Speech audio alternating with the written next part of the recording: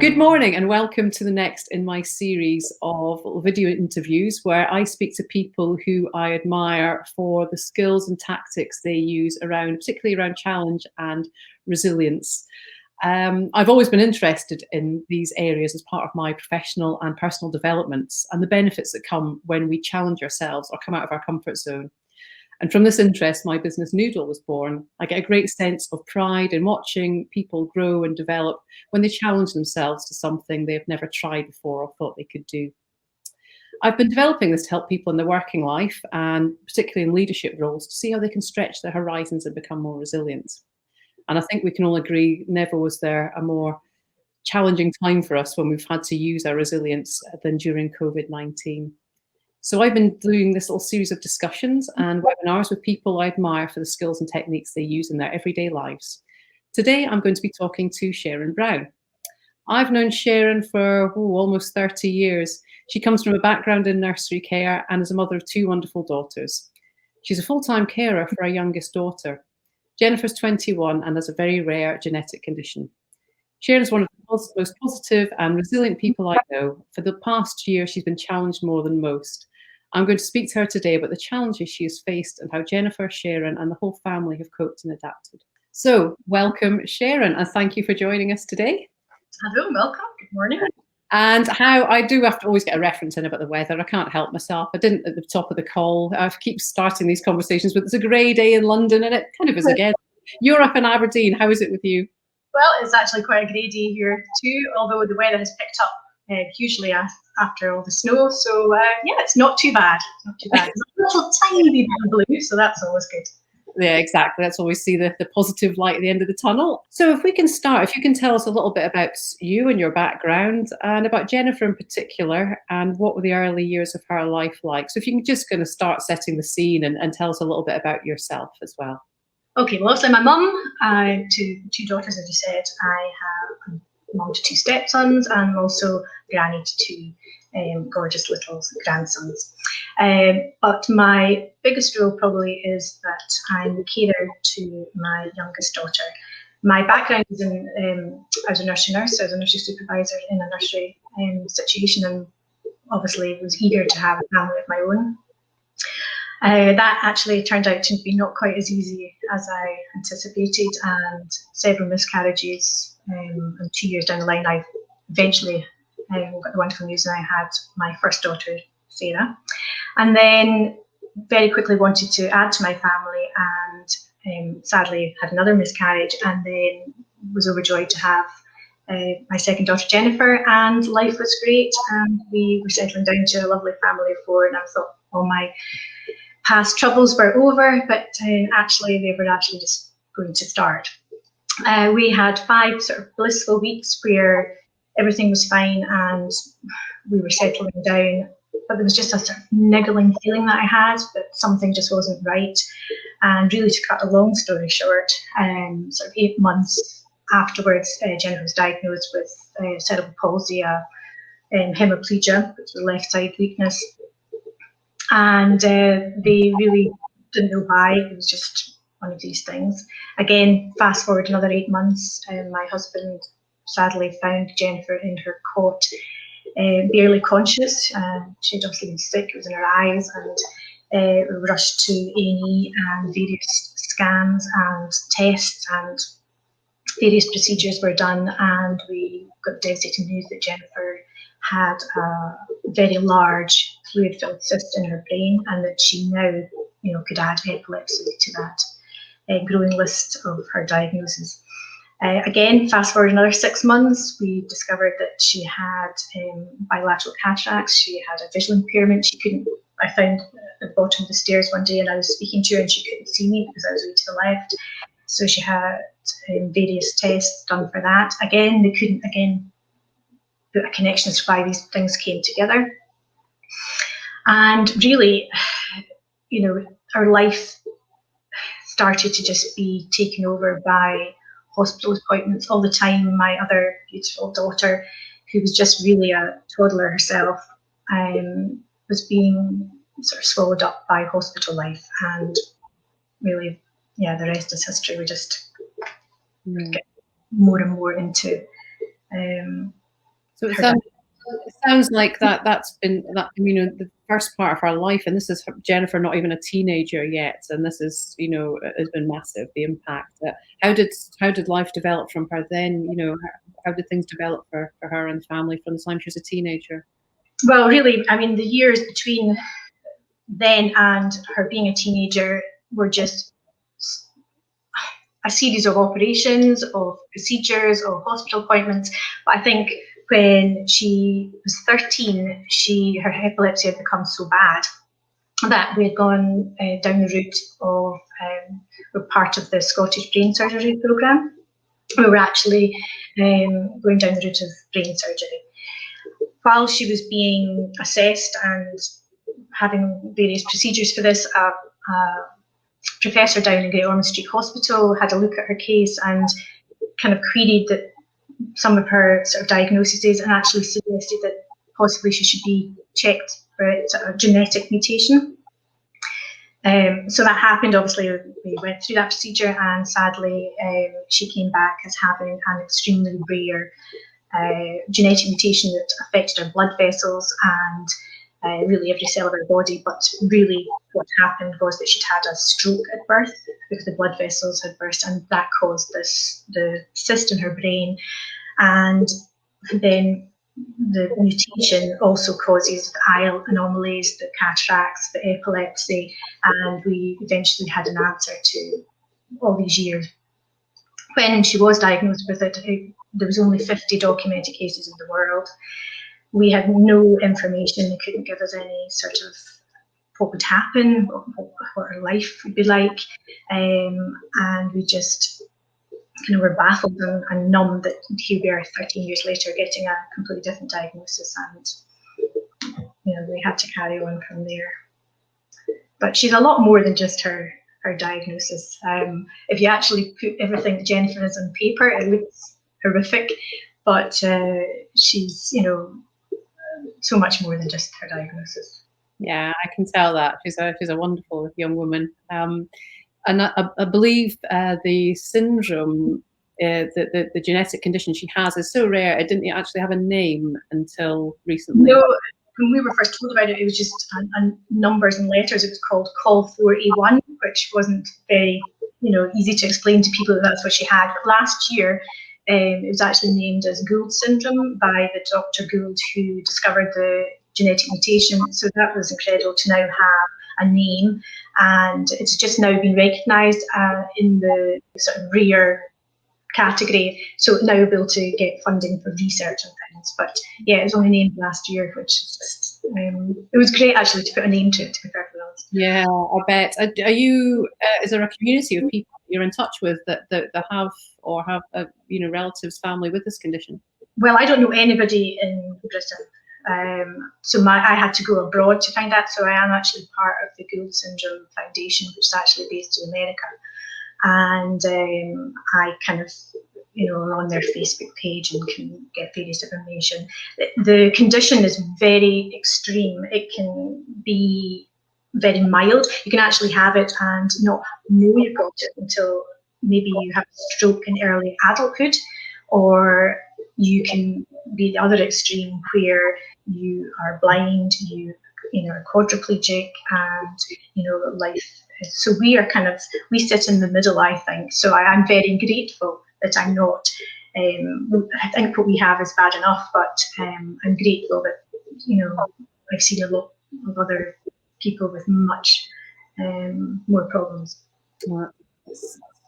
Well, it's as you say, it's good to have a name for that condition, but it kind of it's amazing how sort of rare that is.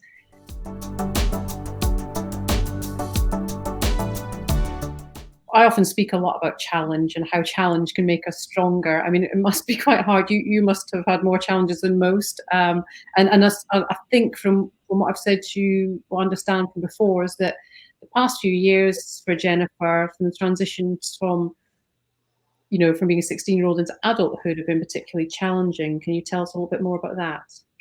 Well, really, the last few years have really been about creating a new life for Jennifer, you know, when you leave school, you also go into this transition period into adult care and adult services. So everything that you've known before.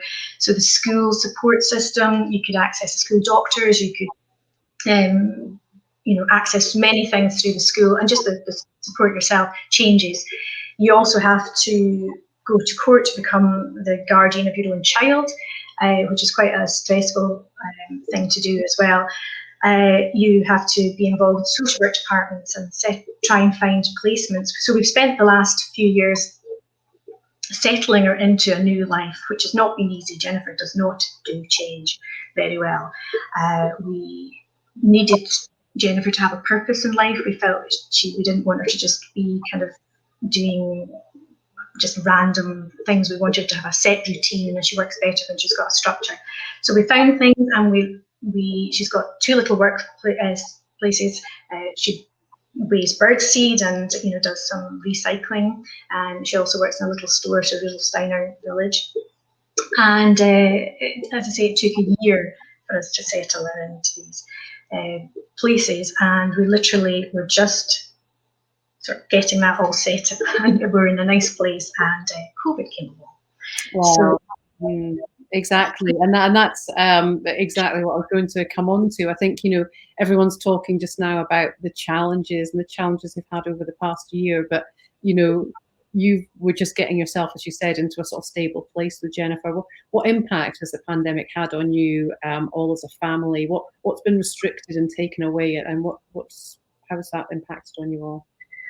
Well, I think very quickly, when we figured out that there was a virus going on, I think our main concern really was to protect her and ourselves, and to make sure she didn't catch it. So literally, Jennifer's life came to a halt immediately. She stopped going to any of her groups. We then decided to shield her especially the first lockdown. We literally shielded for 7 months. We saw nobody. We went nowhere unless it was for very short exercise, and even then we tried to do that when nobody else was around. I was one of these people that washed the shopping when it came. I had to do online shopping, and basically just everything changed. My husband had to come home and work from home. Now, to begin with, that worked okay for Jennifer, because she actually suffers from separation anxiety quite a lot from myself, and that's why it was quite difficult to settle her into these workplaces, because she actually wanted to be at home with me all the time. So to begin with, she was actually quite happy, because she thought she was on some extended holiday. But that very quickly wore off when she realised she could see nobody and couldn't go anywhere. My other daughter works full-time at the heliport, and that became an issue quite quickly, because we realised how risky that would be. She was involved so many people coming off on shore. Obviously, there was some COVID flights coming with people that had contracted it offshore, so we thought it was too risky for her to be at home, and she had to actually go through the process of trying to find a flat in lockdown, viewing them virtually through video, and that was heartbreaking, because we're a very close family, and to not be able to see my other daughter while trying to protect my other daughter, there's this conflict of, how can you do it for everybody? So we just tried as much as possible to, cope with that. We lost all our respite, all the things that that helped us get through our day normally left. We couldn't get any caring hours. Ian and I couldn't go out for a walk on our own. And we just felt very, very trapped. Every emotion was exaggerated, and Jennifer's anxiety started to really, really increase, as did ours. So, we couldn't watch television and become involved in conversation, because if Jennifer heard the word COVID or virus, she would, become overly anxious and start constantly asking questions about, what's happening, when's it going away, what is it, where is it, and to constantly answer that, every few hours, there'd be another, load of questions of the same thing. Became quite difficult for us, but we just had to keep going, I suppose.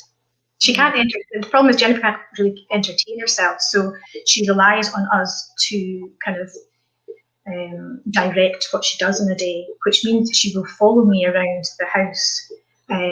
So it's very difficult to get time away just to even deal with my own emotions about it, or my own worries about what was happening and what we were going to be doing from a day-to-day point of view. That's, I mean, paints a really clear picture. And I think, from anybody, amongst the rest of us are saying how much we're feeling challenged and anxious about the current situation, that, that's sort of tenfold from where you're coming from. I do believe there was a little moment of joy you're going to share with us, though. I think you've got a video that we're going to show of when, if you can just tell us what this is about.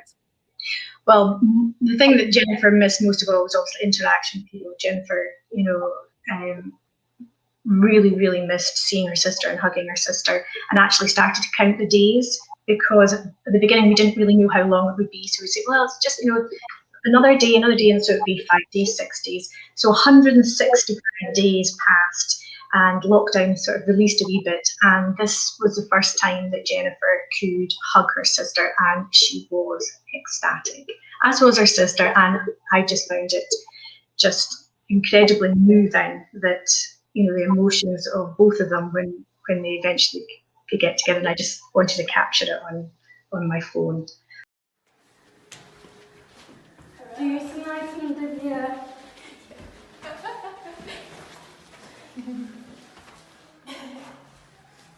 You're gonna strangle me.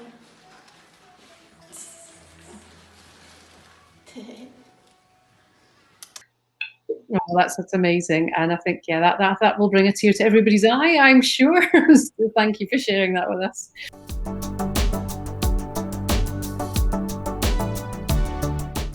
A lot of the buzzwords around at the moment are how people are suffering with their mental health and well-being, and you've touched on a lot of this already. But if there's anything else you can tell us about some of the strategies you might have had in place, and what through these challenges, what have you noticed, and the differences in Jennifer's of mental health, and what about your own and how you cope? Well, I think we, for the last few years, have been involved with the psychology department, because Jennifer did suffer from sort of separation anxiety, and her anxiety is already quite high. We were really lucky to have recently had a psychology assessment and report, and we've actually had written up proactive strategies and reactive strategies to help Jennifer. Jennifer's anxiety can blow up very, very quickly, and can result in some aggressive emotional outbursts, which we've struggled to contain over the years. And having the psychology input was quite life-changing, actually, because one, I understood Jennifer better, and we were able to put these into place. I think I've used every little thing that they gave me to help. I think I've used in lockdown. As I say, Jennifer was happy to start with, and when Jennifer then goes into this anxiety, kind of her mental health sort of goes out the window, but as does ours. It's actually quite tedious to try and constantly keep her on an even keel when you're also feeling slightly overwhelmed yourself. I can usually counteract how I'm feeling by doing various different things, but because at the beginning we were shielding, we could do nothing. We had no respite. We used to have respite from a local charity, where we would be sent a letter, the best letter that ever comes through our door, which is really exciting to get, and we can plan and we can make things, but that was taken away as well. So we had nobody that could come in and alleviate us. So instantly we were 24/7 care. Jennifer's epilepsy can be in the middle of the night, so it is a 24-hour kind of thing. So just because every emotion was exaggerated, it was difficult to try and keep us all on an even keel, but we try and counteract it. Yeah, I'm sure you do.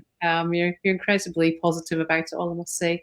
It's put my sort of, things in perspective for me about COVID when, as I say, we've all had our sort of anxieties, and wondering when this will all end. But I think this shows how compounded it is for Jennifer and how anxious it must make her.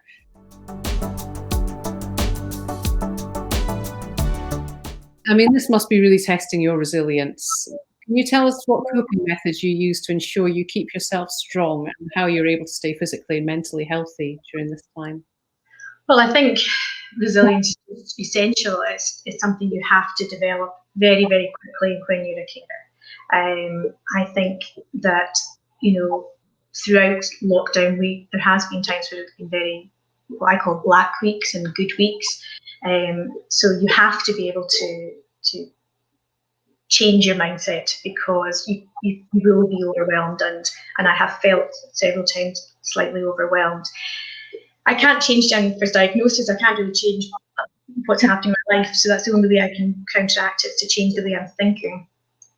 Obviously, because our charity Archway, who gives us respite, that was all gone. We really had to find different ways of doing it. The only way that I can, one of the best ways that I find, is what I call walk, talk, and mutual moan, where I can, and I couldn't do that in the initial lockdown, but I've sort of started to do that now, where some friends and family will indulge me in this, where I can offload and really just kind of explain what's been happening and hear how they've been getting on, because of course everybody is all, in perspective of what everybody's life has been challenged, and everybody is dealing with things that they can't really change at the moment. So I try to walk as much as possible. Ian and I can't walk together, but we try to walk independently. And as I say, meeting up with a friend and just walking and talking and mutual moaning is one of the best therapies, and it's priceless as well. I can also entertain myself with very small, probably tedious things that people don't normally find satisfying. So I can easily, if I clean a cupboard, or maybe my garden, I've spent so much time in the garden last year, and just enjoy things like the changing seasons, or tidying just one of the beds, or cutting the grass. And I try, I think when I get small achievements, it just gives me a little bit of a boost, and then I don't feel quite so overwhelmed, and it stops me thinking just only in one way. So to get satisfaction, even just as in gardening, you get a little bit of satisfaction because something's growing, and it's just not always doom and gloom. But resilience is very, very important. I think that, again, there's lots of lessons we can all learn from that. And people that sort of say, "Oh, I'm bored, and we can't do this, and we can't do that," and the things that have been taken away from us, and people turn to box sets and things like that, where actually a lot of pleasure can be had in some of the smaller things, as was what I hear you saying there. Oh, definitely. From painting a wall to, I think you have to counteract it. You just can't stay in that mindset of waiting. I couldn't wait any longer. I think that's what happened. I just couldn't keep waiting. The waiting was painful. So I just tried to do little things here and there that would entertain me for an hour. And do you have any sort of little coping strategies or mantras that you use? Well, my mantra is, it's going to be okay, because I become overwhelmed quite often, but I will just reassure myself by saying, it's going to be okay, it's going to be okay, it's going to be cool. I even put my hands over my head and throw away and say, it's going to be okay. So yeah, that would be my mantra, and I actually think it helps. I keep saying it anyway, so I hope it helps. I think if anything, it's a sort of inbuilt things, and if we can start to repeat something and something becomes a repetitive behaviour, then we can start to hopefully believe everything is. Yeah. Thank you for that.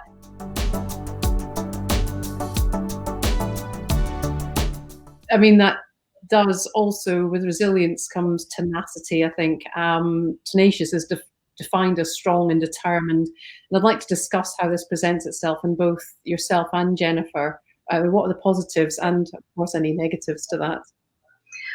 Well, I would have to say that probably my daughter Jennifer is probably the most tenacious person I've ever met, but in a very, very good way, because I think from the day she was born, she has had to endure so many struggles to just do the basic things. So things we take for granted, especially learning to do everything with just one hand. You know, learning to walk was harder. Everything she did was a struggle. So that determination and strong-willed was in her from day one. And a lot of the time, it's very difficult when you see somebody struggling when they're little to not intervene and to not always want to do it for them. But she was just always determined that she was going to do it herself. And with that comes amazing moments as well. One in particular, she would spend hours and hours trying to do up her own buttons, which is extremely difficult with one hand.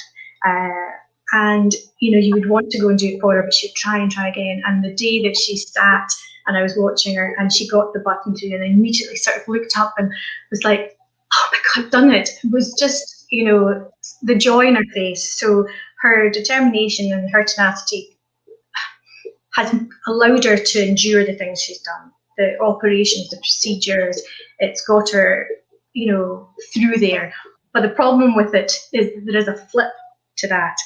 And if Jennifer decides she's not going to do something, or she has decided that you know, she doesn't want to stop doing something, maybe she doesn't want to get up that day, she won't go to work, she won't get dressed, then we have that same strong-willed child and young adult now using it in a negative way, which is very difficult to combat.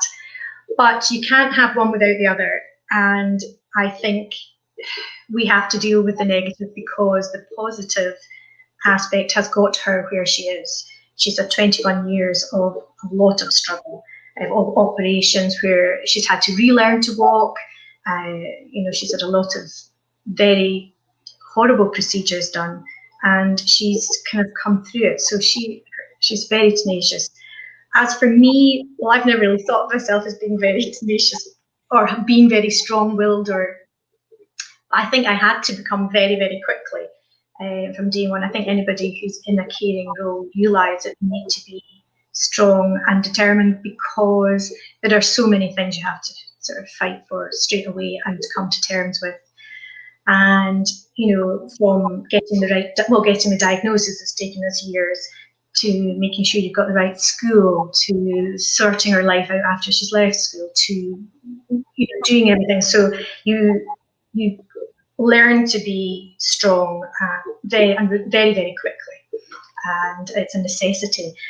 But as carers are mostly known as silent warriors, because really we are fighting all the time, and we will just carry on, and we will keep going for our children, because if we don't, nobody is there to do it for them. They can't speak for themselves. They can't say that they think that this would be a better procedure, or that they can't say that I think this is a better school. So we have to be their spokesperson and to give them a voice.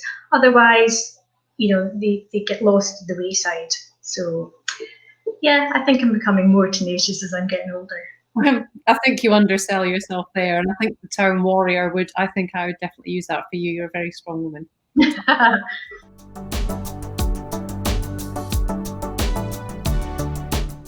So I'm always keen to look at how people have changed their communication methods over the past year and the challenges that's brought. What's Jennifer's usual preferred way to communicate with you and her friends and family, and how have you and Jennifer had to adapt using online communications? What have the challenges been, and have there been any positives that have come out of that? Well, first of all, Jennifer is a huge communicator and, you know, loves nothing better than communicating with other people. Loves a chat, loves, you know, people that she's built a relationship with. Once she does meet people, she makes a very strong connection, but has found it very, very difficult because she would meet and greet people always with a hug. So that has been very, very difficult for her. It's definitely the way she communicates most, and that really has been taken away straight away. So she has tried to do Zoom. I'm very grateful for the groups that have tried to reach us remotely and to put on little activities. And Jennifer does participate in them occasionally, but she finds them very, very difficult. She doesn't like the background noise. She's quite noise sensitive and finds the distraction of other people speaking and speaking over each other. You know, she can actually, sometimes you can see her putting her hands to her ears because she finds that very, the noise is just too noisy for her. So she much prefers a one-to-one. So thankfully, again, family and friends will sometimes phone her just for a chat. And she loves that and gets on great. But she's often upset after the phone call because, again, to her, she wants the touch. She wants to be seeing somebody, and she will often say, but ask again, when am I going to see them? When can I cuddle them? So it works very well while she's doing activity, but there'll often be a sort of negative effect afterwards. As for me, I think communication has changed, greatly. I've done Zoom calls myself with friends and things like that, and I have really enjoyed that to begin with. But I am also a communicator by hugging, and I think you can't,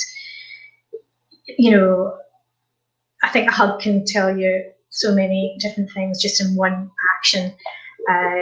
Sadly, my mum passed away at the beginning of the year, and to not be able to see family and friends and just to hug them and to go through the sort of mourning time with them was really, really difficult.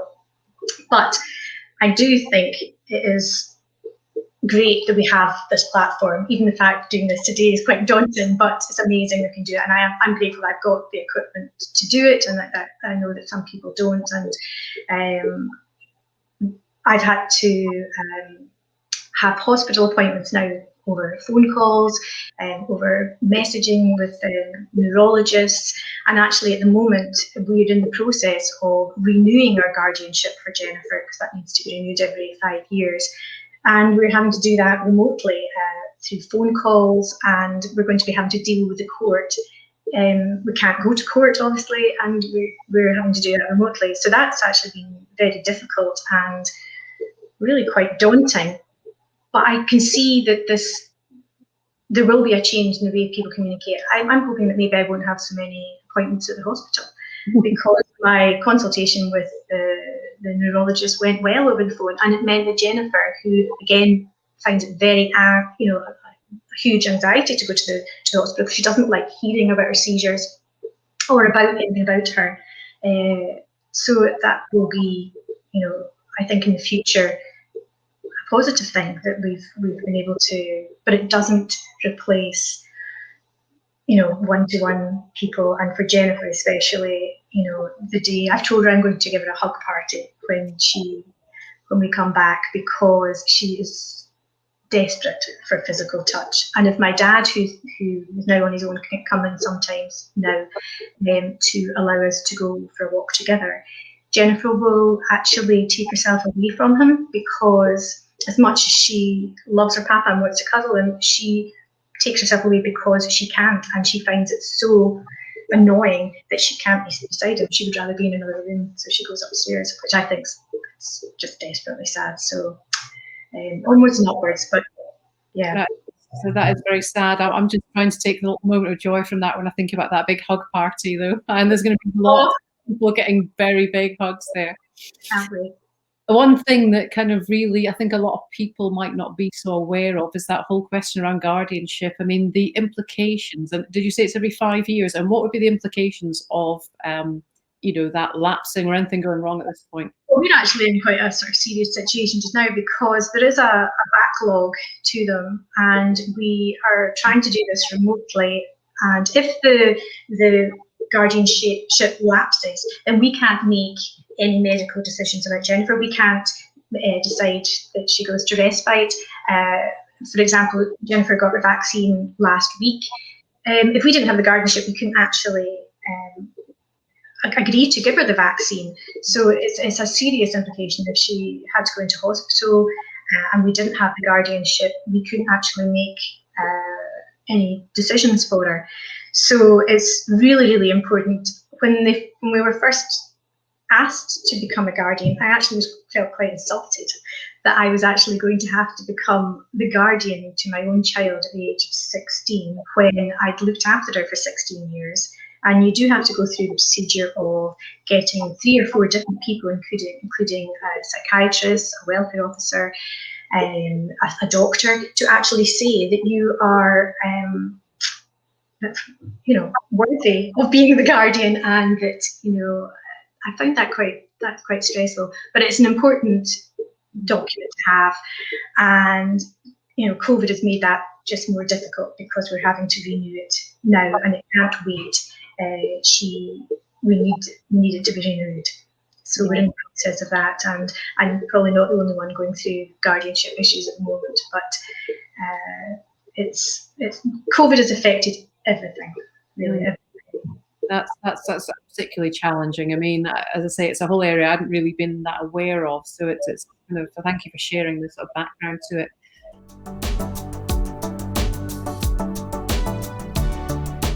During the conversation, I think a lot of the things I hear you refer to are how, the support network, your little mini network you have around you, and how you work as a team. And I try to look a lot into how teams work together. I know that you and your husband, for example, have this sort of way of communicating with each other around Jennifer sometimes, and also just to sort of see how you manage to work together as a team. Can you tell us a little bit more about that? Well, I think really from day one we've had to be a team with Jennifer, not just as a family, but also with a team of doctors, therapists. We saw every therapist that was going, but also just to be able to keep my little family going. I mean, to begin with, Sarah was just a wee baby, and and there's then a little girl and a bigger girl, but all this time we've had to have a teamwork where she can be looked after while I was at the hospital, or she had to drag to the hospital. But I think the best teamwork really is within just my family unit, where Ian and I will sometimes have to play good cop, bad cop. We will boost each other. If I'm feeling low, he'll try and take the lead more. Jennifer can't read emotions very well, so she wouldn't pick up on if you weren't feeling particularly good, or if you were a bit anxious or kind of tired yourself. So the demands would still be there. So sometimes Ian and I will be able to pick up, and we will swap roles as it is. But talking in code is something that we've developed. If we need to communicate something that's going to happen, but we can't tell Jennifer. If Jennifer gets even a slight whiff that something's happening, she will go on and on and on and on about it. Or if it's a worry, she will go on and on to the point where it's exasperating. So we do a lot of signing and do a lot of kind of signalling to each other to try and, to keep everybody sane. And family, I have a wonderful, wonderful group of friends and a lovely family who will, if Jennifer is having a sort of outburst, I can actually text and say, will you phone her? And by phoning her, sometimes it will kind of change her mindset and sort of slightly alleviate a tantrum that's happening, or if she's having a bit of an outburst.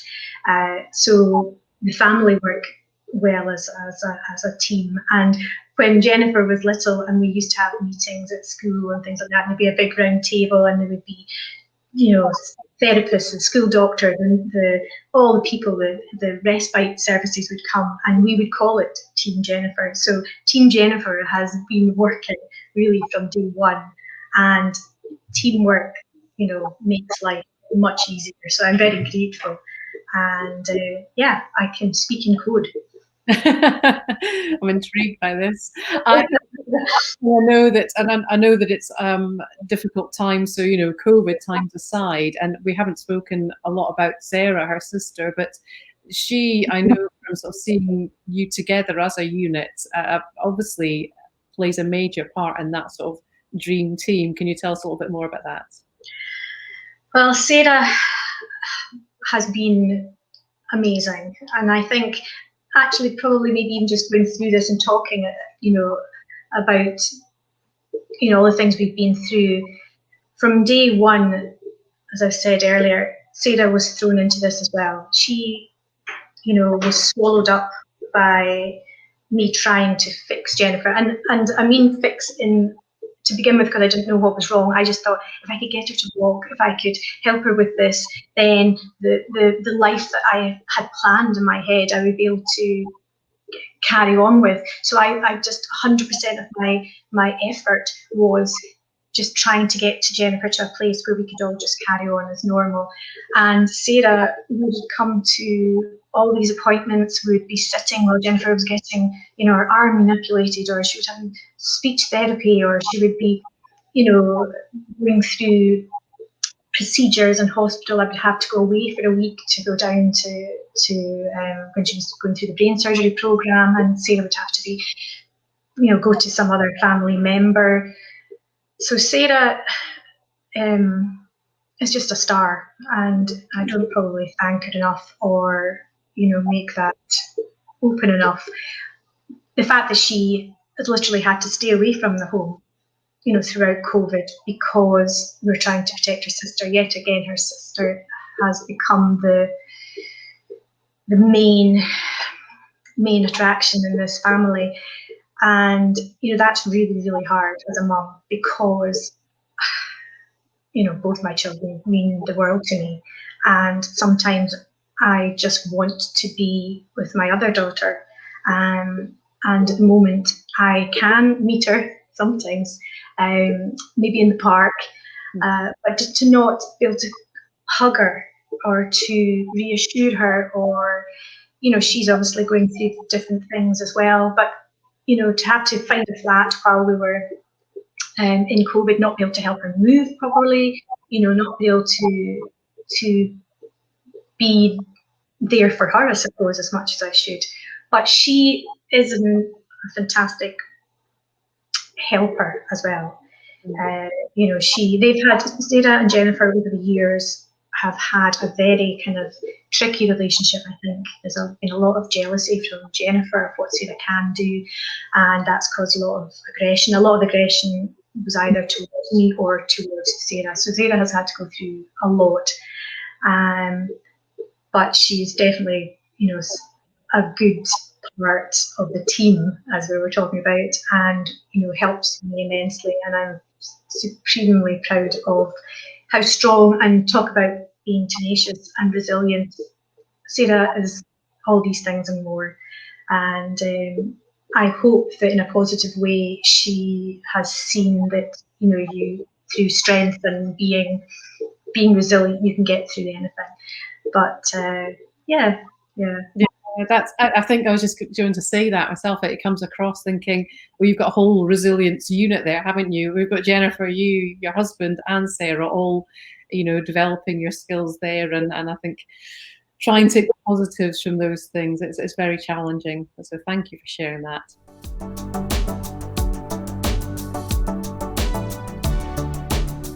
I'd like to, I know that, there's been lots of things there that we could pick up on throughout the conversation, but if there was a final thing you'd like to sort of leave us with, to sort of share with anybody that's struggling, going through similar things, or just sort of struggling with COVID at the moment and the challenges it brings, what would it be? I think for me is to be able to empathise with yourself that it is bad. If you're having what I call a black week, you acknowledge you're having a black week. It is hard. I mean, and COVID is bad enough. I think being in a caring role is always hard, but being in COVID has made that 100 times worse. So I think just to acknowledge that it's okay, back to that okay to be not okay, but to allow yourself some time to just think, yeah, this is rubbish. But to move on, to always try and counteract it, to give yourself some little challenge, a mantra, it's going to be okay, try this, to just help to counteract it. Because although there's so many things that have been a struggle for us. You know, we still try and laugh a lot. We try and be as light-hearted as we can, and to be as positive, because you cannot be negative at that all the time. It would take me down to the black weeks, and it would keep me there. And just that it's going to be okay. I do think that most people get through anything, and I think we've always had a bit of a struggle, but to see other people struggling with their life being restricted has actually helped me a little bit, because I now feel it was okay for me to feel it's hard, because everybody's finding it hard. So it's going to be okay. It's going to be very wise words. Thank you. I think, that's true. You must sort of sit there and think, I've always been having these feelings, and now there's a lot more talk around it. I think there's a lot more talk around mental health and struggle, and I think that's probably, it's maybe some good things will come out of that. I think people will be more understanding. People are more understanding. Thank you. Now, this is the point of the conversation where, before we sort of wrap up, where I normally ask people to share a song. You don't not necessarily singing, or feel free if you want to. A song that kind of maybe sums things up for you, or how you're feeling, or just like to share with us. And what would it be? Well, I think that would be quite easy for me. That would have to be "Rise Up" by Andra Day. I can relate to this song completely. Sometimes it makes me cry. Sometimes it makes me really kind of right. We will rise up. Very, very good choice. One of my favourite songs, and I'm not just saying that. I love it. I think it embodies your spirit perfectly. I think there's a line in it where it says, "And you can't find the fighter," and I would say, "I see it in you, and you can move mountains." So, thank you. Well, thank you. I have so enjoyed this conversation. I think it's been enlightening. It's been powerful. It's made me a bit emotional. But yeah, thank you for sharing, and we look forward to hearing more about how you're all getting on, and we're looking forward particularly to that hug party. Well, thank you, and I have to just say thank you for asking these questions, because people don't often ask those kind of questions. So that to me has actually been very important, and thank you for giving me that chance to just speak. So thank you. Thank you.